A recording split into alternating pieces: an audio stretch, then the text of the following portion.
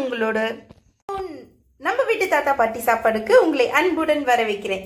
இன்னைக்கு என்ன பார்க்க போறோம்னு பாக்குறீங்களா? என்னடா கலர்ஃபுல்லா ஏதோ எடுத்து வச்சிருக்கீங்கன்னு பாக்குறீங்களா? வேற ஒன்றும் இல்லைங்க, நான் உங்களுக்காக specially for you the broccoli kurma. ஆமாங்க, ப்ரோக்கோலி குருமா எப்படி செய்யறதுன்னு நான் உங்களுக்கு பண்ணி காமிக்க போறேன். ஸோ அதுக்கு என்னென்ன பொருள் நம்ம பார்த்துக்கலாமா?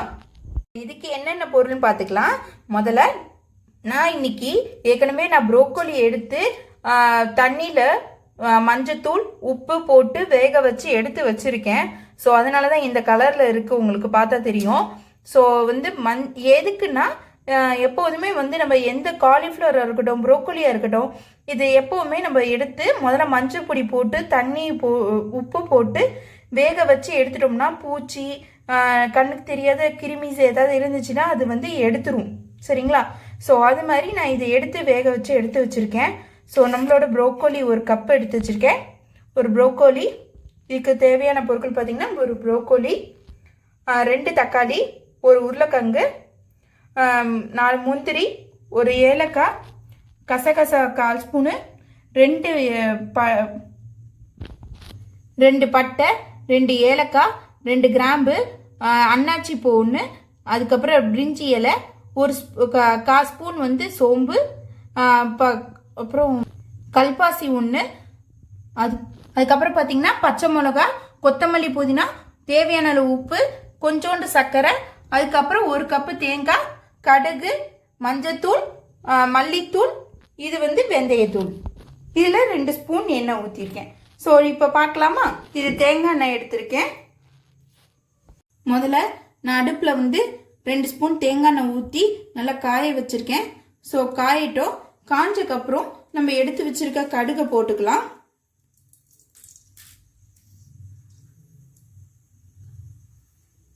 ஸோ நம்மளோட எண்ணெய் காஞ்சிருச்சு. ஸோ இப்போ என்ன பண்ணுவோம், நம்ம எடுத்து வச்சிருக்க கடுகை போட்டுடலாம்.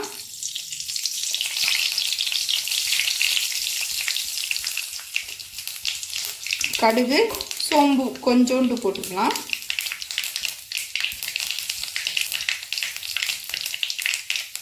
தாளிச்சாச்சு. இதுக்கப்புறம் நம்ம எடுத்து வச்சுக்க தக்காளி போட்டுடலாம்.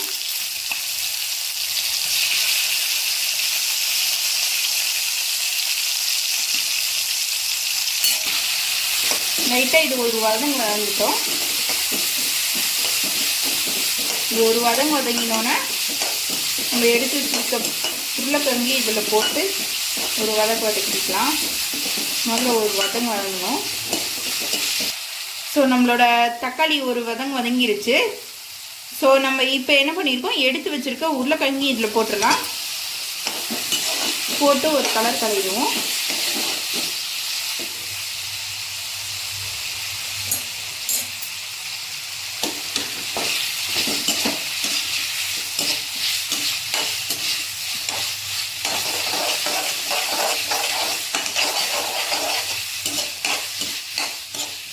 ஸோ இப்போ இந்த டைமில் கொஞ்சம் வதங்கினோன்னே நம்ம ஏற்கனவே வச்சுருக்க மஞ்சத்தூள், தனியாத்தூள், மல்லித்தூள் இது எல்லாத்தையும் இதில் போட்டுடலாம்.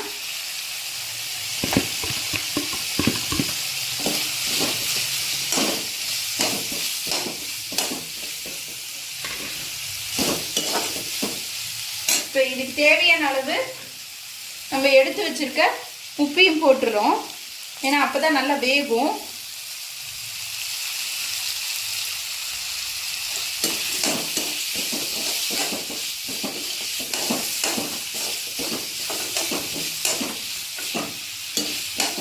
ஸோ இது ஒரு வதங்க வந்தீங்கன்னா இப்போ நம்ம ஏற்கனவே வேக வச்சிருக்க ப்ரோக்கோலி இருக்குது. ஸோ அதை இதில் போட்டுடலாம்.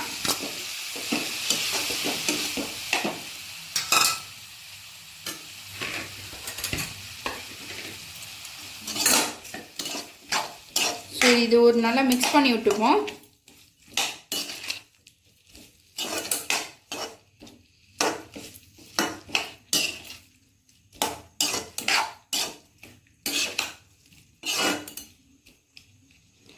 இது ஒரு வதங்கிட்டோம். இதுக்கு தேவையான கொஞ்சம் தண்ணி ஊற்றிடலாம். இது வேகட்டும், ஏன்னா உருளைக்கிழங்குலாம் இன்னும் வேகணும். ஸோ உருளைக்கிழங்கு, ப்ரோக்கோலி, இது ஏற்கனவே ப்ரோக்கோலி வெந்திருந்தாலும் நான் லைட்டாக ஒரு கொதி விட்டு தான் எடுத்து வச்சுருக்கேன். ஸோ உருளைக்கிழங்கோடு சேர்ந்து இது நல்லா வெந்து ஒன்றா சேரணும். ஸோ இப்போ இது வரைக்கும் தண்ணி ஊற்றிடலாம். ஒரு கப்பு தண்ணி ஊற்றிடலாம். ஊற்றிக்கிறேன், ஒரு கப் தண்ணி ஊற்றிக்கிறேன். ஸோ இது நல்லா வேகட்டும். காய் நல்லா வெந்தக்கப்புறம் நம்ம அதுக்கு முன்னாடி நம்ம இது நல்லா வெந்துட்டு இருக்கட்டும். அதுக்கு முன்னாடி நம்ம இங்கே எடுத்து வச்சிருக்கிறதுல அரைச்சி எடுத்துட்டு வந்துடலாம். விழுதா எடுத்துட்டு வந்துடலாம்.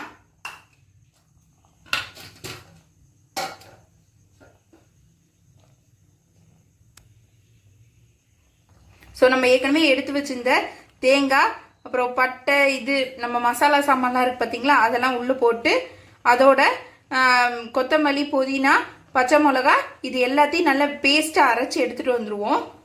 பார்த்தீங்கன்னா நம்ம நல்லா அரைச்சி எடுத்துகிட்டு வந்தாச்சு. ஸோ இந்த விழுது இப்போ இருக்கட்டும். இது நல்லா கொதிச்சு நல்லா வெந்து வந்துட்டுருக்கு. இப்போ தான் இப்போ பார்த்தீங்கன்னா நல்லா உங்களுக்கு பார்த்தாலே தெரியும், நல்லா ப்ரோக்கோலி, உருளைக்கிழங்கு எல்லாம் வெந்து ஒன்றா மெச்சாயிருக்கு. ஸோ லைட்டாக உருளைக்கிழங்கு மட்டும் இன்னும் கொஞ்சம் வெகட்டும். வெந்துருச்சுன்னா நம்ம இது அரைச்சி வச்சுருக்கத விழுதை இப்படியே போட்டு கலக்கிக்கலாம். அது மட்டும் இல்லைங்க, நம்ம இப்போ ப்ரோக்கோலி எல்லா உடம்புக்கு ரொம்ப நல்லது. எக்ஸ்பெஷலி பார்த்தீங்கன்னா இது vitamin C, vitamin K and விட்டமின்ல இது ரொம்ப கால்சியம் சத்து ஜாஸ்தி இருக்குது. ஸோ அதனால நம்ம உடம்புல இது அடிக்கடி நம்ம சேர்த்துக்கிட்டோம்னா இம்யூனிட்டி பூஸ்டரும் இது. ஸோ இம்யூனிட்டி லெவலும் இன்க்ரீஸ் ஆகும். நீங்கள் நோய் எதிர்ப்பு சக்தி இல்லாதவங்கலாம் இதை எடுத்து நீங்கள் ஒரு தாட்டி வாங்கி சாப்பிட்டு பாருங்கள். அடிக்கடி நீங்கள் வாங்கி சாப்பிடும்போது ஆட்டோமேட்டிக்காக உங்களுக்கு நோய் எதிர்ப்பு சக்தி வந்துடும். சரிங்களா?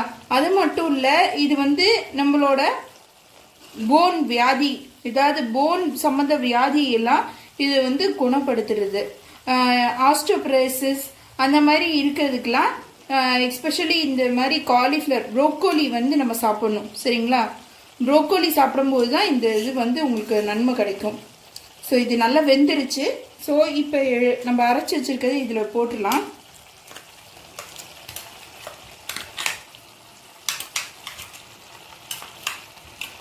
கொஞ்சோண்டு இதுக்கு சர்க்கரை போட்டுக்கலாம். கொஞ்சோண்டு அது சரிங்களா? கொஞ்சோண்டு சர்க்கரை போட்டு இது பண்ணிக்கலாம்.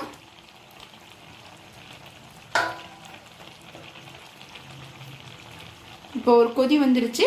இப்போ ஆஃப் பண்ணிடலாம். நம்மளோட ப்ரோக்கோலி குருமா ரெடி ஆயிடுச்சு. வாங்க சாப்பிடலாம். மறக்காம நம்ம வீட்டு தாத்தா பாட்டி சாப்பாடை லைக் பண்ணுங்க, சப்ஸ்கிரைப் பண்ணுங்க, ஷேர் பண்ணுங்க அண்ட் கமெண்ட் செக்ஷன்ல வேற ஒரு ரெசிபியோட நீங்க சொன்னீங்கன்னா அதோட நான் உங்களுக்கு சந்திக்கிறேன். ஸோ மறக்காம அடுத்த இதில் நான் பார்ப்போம். பாய்.